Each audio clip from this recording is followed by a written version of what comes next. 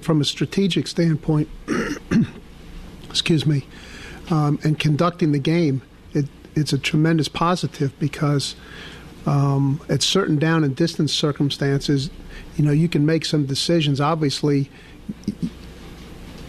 we want touchdowns either directly or we want first downs that lead to more downs with an attempt to score the touchdown. But sometimes you get in some down and distance circumstances where the odds are against you for either one of those. And you say, well, if we can get the ball to a certain point, then we have a chance for points. And that's really the most significant thing that a field goal kicker can provide for you. It's not, number one, it's not distance.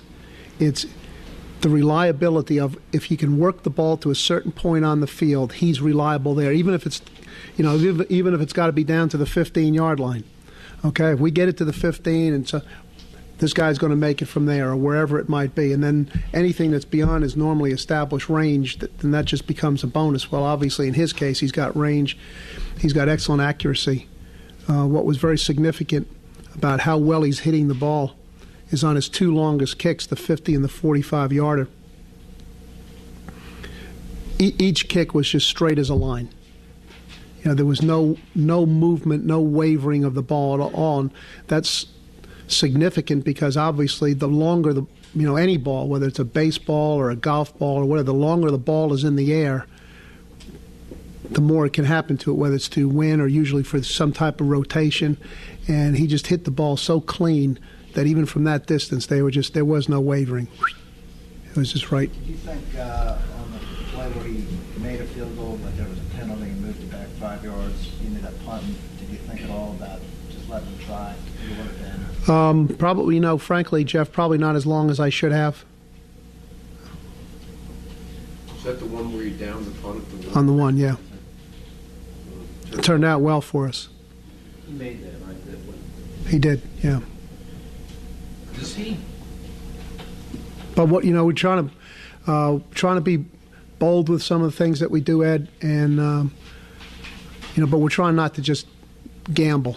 And while he has got more than a 50-yarder to his credit, I think once you start taking too many, unless the situation absolutely says, hey, look, we got to try. I think once you start taking kicks beyond 50 yards, you're kind of rolling the dice a little bit there.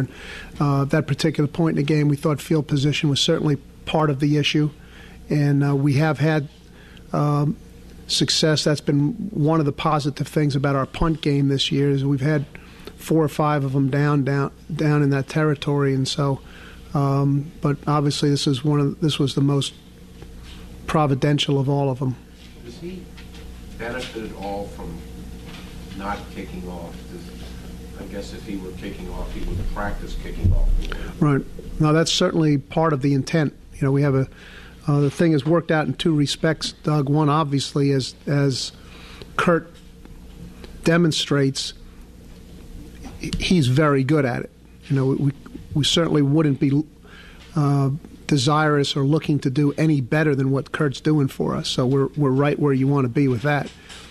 But then the other benefit that Kurt provides us too is also obviously Connor doesn't have to take all those kicks, and it's not just the say for the example, it's not just the 7 kickoffs in the game the other night that he didn't have to make. It's all the kicks all week long, every week, that he doesn't have to make. We're doing kickoff coverage and kickoff return and all that other business. He doesn't have to involve himself, so he'll take a few kicks every week.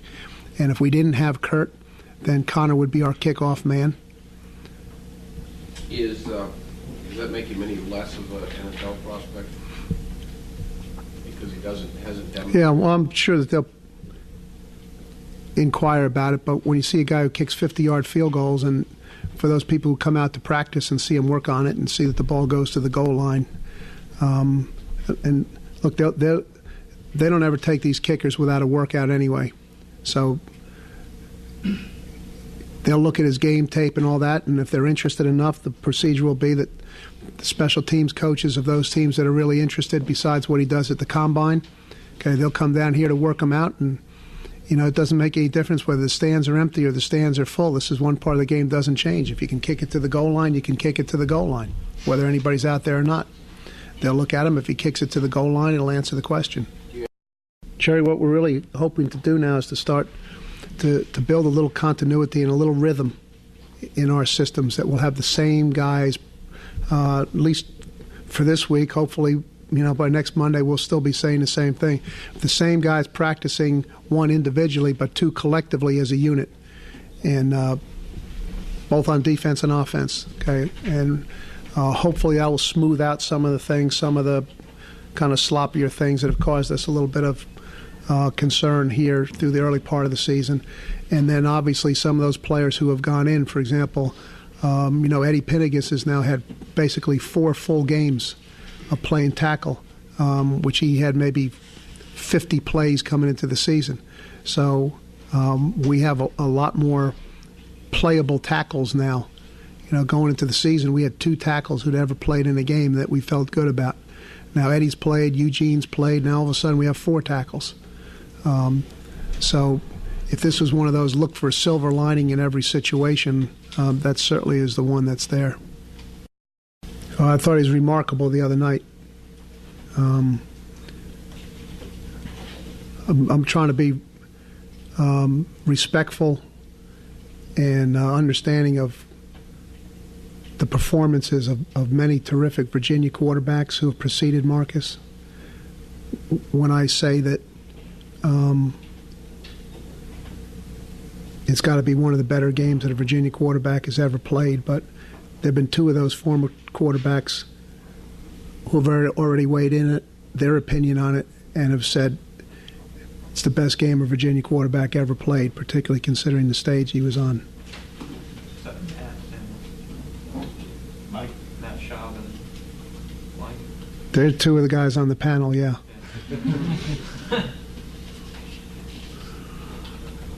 Coach, have you had a chance to check out UNC yet to see what they bring to the table? Since 10 o'clock Sunday morning, that's all I've been looking at. Okay, everybody else is looking in the past, but since 10 o'clock, so for the last 50 and a half hours, all we've been looking at is the future. So we're very tuned into their team. As with the extra week of preparation, I'm sure that they are too. What do you see from them that are impressed? Well, I think we're very impressed with their defensive line, particularly the interior. Their offensive line and their wide receivers are certainly a strength. Their return game is amongst the more dangerous that we've played against this year.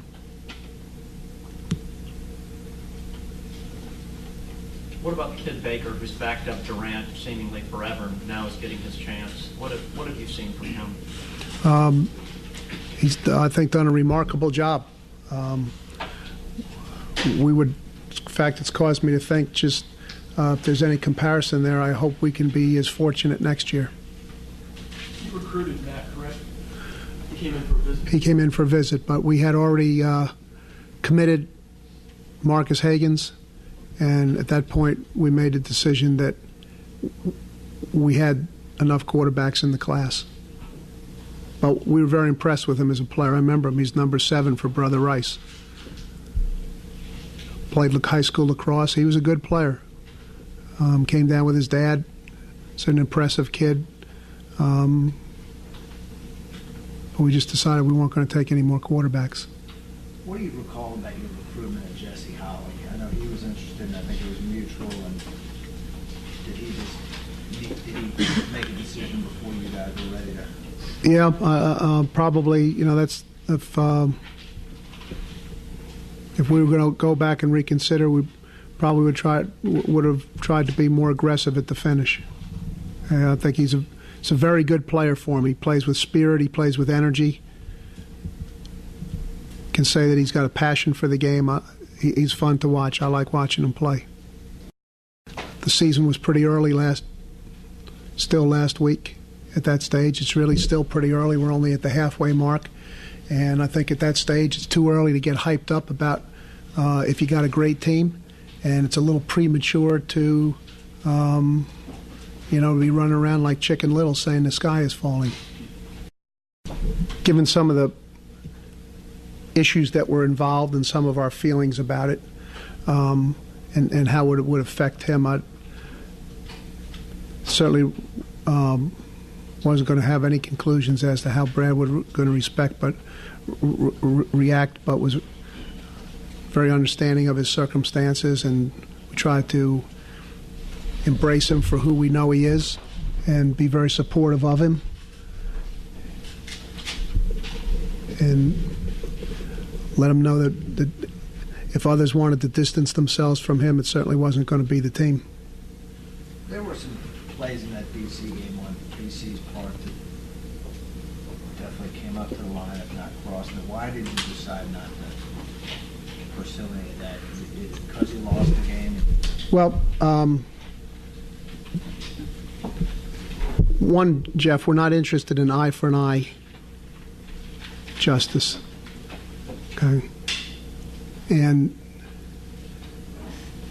there have been some similar plays in many games that have been conducted this year.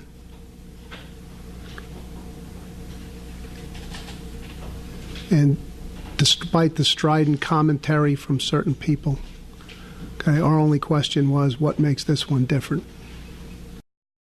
Doesn't. In fact, I was talking with Coach Bowden before the game, and just about all the players, and something led into the conversation, and he just made the point. He says, "Yeah, we just, we use everybody we got," and I did notice that Michael Ray Garvin that I was mentioning before, is a good player. Just played his 5 or 6 kickoffs best as I could see. Obviously, it felt he could do that position better than anybody else could, and therefore he was helping the team win.